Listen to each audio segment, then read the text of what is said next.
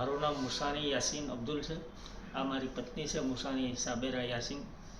તેને કમરમાં દુખાવો થઈ રહ્યો હતો 12મા મહિનાની 5 તારીખથી.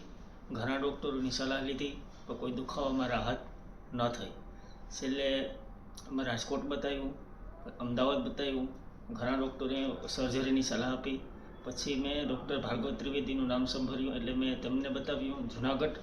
તે લોકોએ જરૂરી ડોક્યુમેન્ટ, જરૂરી એના રિપોર્ટ સૂચન મુજબ અમને તેમના રાજકોટ દવાખાને બેકબોન મેડિસિટીમાં બતાવવાનું આગ્રહ કર્યો.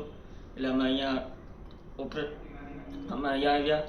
તે લોકો ભાર્ગવ ત્રિવેદી સરે ઓપરેશનની સલાહ આપી એટલે અમે ઓપરેશન માટે ગયા. તેમને પગમાં દુખાવો ફૂલ હતો, ચાલી પણ નહોતા શકતા. ડૉક્ટરોને ઓપરેશન માટે લીધા 28 તારીખ.